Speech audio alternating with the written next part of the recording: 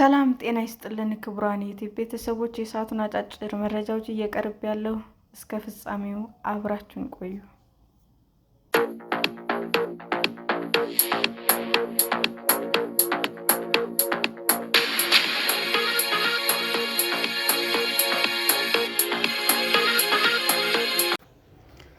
የቀድሞ የአርሚ 15 አዛዥ ብርጋዴር ጀነራል ጎሽ ገብረ ለምን በቁጥጥር ስር ዋሉ?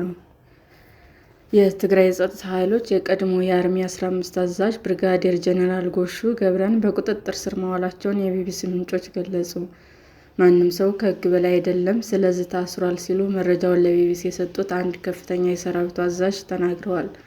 ብርጋዴር ጀነራል ጎሹ ህወሓት ያካሄደውን ጠቅላላ ጉባኤ የሚደግፉትና በአቶ ጌታቸው ረዳ ይመራ የነበረው የትግራይ ጊዜያዊ አስተዳደር ለውጥ እንዲደረግበት የጠየቁትን የክልሉ ታጣቂ ኃይሎች አዛዦችን በመቃወም ይታወቃሉ።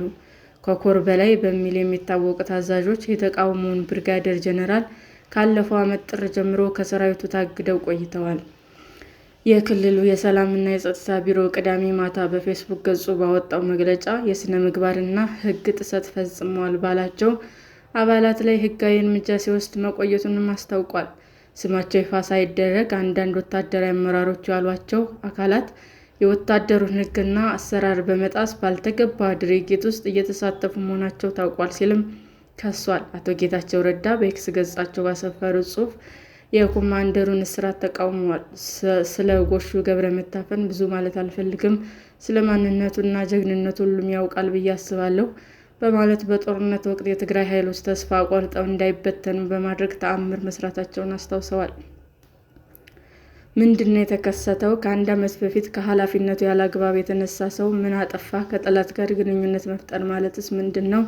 ያሉት አቶ ጌታቸው ጎሹ እና አጋሮቹ መርሁን ስለተከተሉ ብቻ ለዚህ መዳረጋቸው ጽፈዋል። መታሰር የሚገባቸው ሌቦች በሕግ ስም ጀግኖችን የሚያፍኑበት ትግራይ ከህልውናው ጸረ የቆመች ናት። ለትግራይ የሚቆረቆር ሁሉ ቀጣፊዎችን መቃወም አለበት በማለት አክለዋል።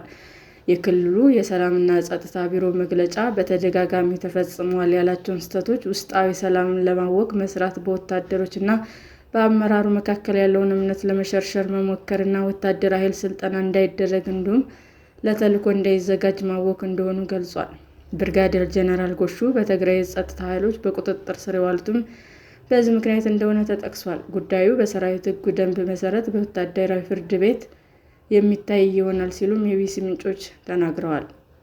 ቢቢሲ የትግራይ ሰራዊት ሕግ ደንብ የተባለውን ሰነድ ማግኘት አልቻለም። የክልሉ ሰላምና ጸጥታ ቢሮ በተመሳሳይ ወንጀል ውስጥ በሚሳተፉ ተጠርጣሪዎች ተጨማሪ እርምጃ እንደሚወስድ አስጠንቅቋል። በትግራይ ጦርነት ከተዋጉ የሰራዊት አባላት መካከል 175 የሚደርሱ አዛዦች፣ ምክትሎቻቸው፣ የሎጂስቲክ ኦፊሰር የሚገኙባቸው ሲሆኑ አብዛኞቹ የህወሓት የቀድሞ ታጋዮች ናቸው። የትግራይ መከላከያ ኃይል ብሎ ራሱን የሚጠራው ሰራዊት መቀለን ሰኔ 2013 ዓ.ም ዳግመኛ መቆጣጠሩን ተከትሎ 5 ከፍተኛ የሰራዊት አዛዦች እኛ የህወሓት ሰራዊት ነን ብለው ማወጃቸው ይታወሳል። ባለፈው ዓመት ጥር ወር ላይ ደግሞ የትግራይ ሰራዊት ከፍተኛ ኮማንደሮች በፕሪቶሪያ ስምምነት የተመሰረተው የክልሉ ጊዜያዊ አስተዳደር የተጣለበትን ግዴታ እየተወጣ ስላልሆነ ለውጥ እንዲደረግበት እንዲሁም ደካማ አመራሮች እንዲተኩ መወሰናቸው ባሳወቁበት ወቅት ወደ 10 የሚሆኑ ከፍተኛ አዛዦች ስብሰባ ረግጠው ወጥተዋል። ጊዜያዊ አስተዳደሩ ኃላፊነቱ ካለመወጣቱ ባሻገር ዓላማው እንዳልተሳካ የህዝብ ፍላጎት እንደካደ እና የውጭ ኃይሎች መጠቀሚያ እንደሆነ በግልጽ ከሰዋል። ይህንን ተከትሎም ከትግራይ ወታደር አመራሮች በተቃራኒው በመቆም የተወሰኑ ወታደሮች የራሳቸው ኃይል ሲያቋቁሙ፣ የተወሰኑት ደግሞ ከአመራርነታቸው መነሳታቸው ታውቋል። አብዛኛው በስር የቆዩና በጡረታ ወጥተው የነበሩ የትግራይ ተወላጆች የፌዴራል ሰራዊት አዛዦች በጦርነት ወቅት የትግራይ ኃይሎች ተቀላቅለዋል። የትግራይ ኃይሎች አደረጃጀት ምን ይመስላል? በጦርነት ወቅት በትግራይ በኩል ማዕከላዊ ዕዝ በሚል የሚጠራው አደረጃጀት ከፍተኛ ስልጣን የነበረው ሲሆን ከፕሪቶሪያ ስምምነት በኋላ በሌላ መዋቅሩ ተተክቷል። ወታደራዊ ካውንስል የተባለው የከፍተኛ አደረጃጀት በጀነራል ታደሰ ወረደ የሚመራ ሲሆን 26 ወታደራዊ አዛዦች የያዘ ነው። አሁን ላይ የትግራይ ኃይሎች የተደራጁት በ3 ግንባሮች ማለትም በምዕራብ፣ በደቡብና በደቡብ ምስራቅ ሲሆን 17 አርሚዎች አሉ። እያንዳንዳቸው 3 ኮሮች አሏቸው። ከታጣቂዎች በተገኘ መረጃ መሰረት የእያንዳንዱ በአርሚዎችና ኮሮች የሚጠሩ እዞች ውስጥም እያንዳንዳቸው 3 አዛዦች፣ ኮማንደር፣ ምክትል ኮማንደር እና ኮሚሳር የሎጂስቲክ ኃላፊ አላቸው።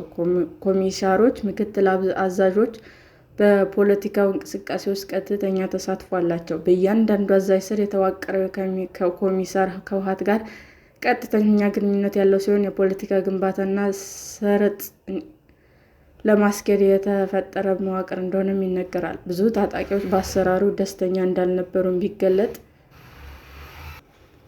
ቢገለጥም በወቅቱ ግን የውጭ ጠላቶች መዋጋትን ቅድሚያ በመስጠት ቅድሚያ የሰጡ ጉዳይ እንዳልነበረ ተናግረዋል። በትግራይ ኃይሎች እና በፌዴራል መንግስቱ መካከል የተኩስ አቁም ስምምነት ላይ ከተደረሰ በኋላ በትግራይ 275,000 በላይ ተዋጊዎች እንደነበሩ መግለጹ ይታወሳል። በብዛት ነበረ የህወሓት ታጋዮች አመራር ላይ ሲሆኑ ወጣቱ ተዋጊዎች ከስራቸውም ይገኛሉ።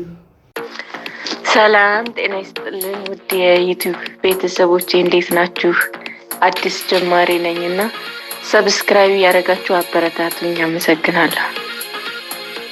ክቡራን የዩቲዩብ አድማጮቻችን ለሰዓቱ ያቀረብኩላችሁ አጫጭር መረጃዎች ይህንን ይመስል ነበር። በሌላ መረጃ እስክንገናኝ ሼር፣ ላይክ፣ ሰብስክራይብ እንዲሁም ቢቀርብልን የምትሉት መረጃ ካለ ኮሜንት እያደረጋችሁ ቸር ቆዩን።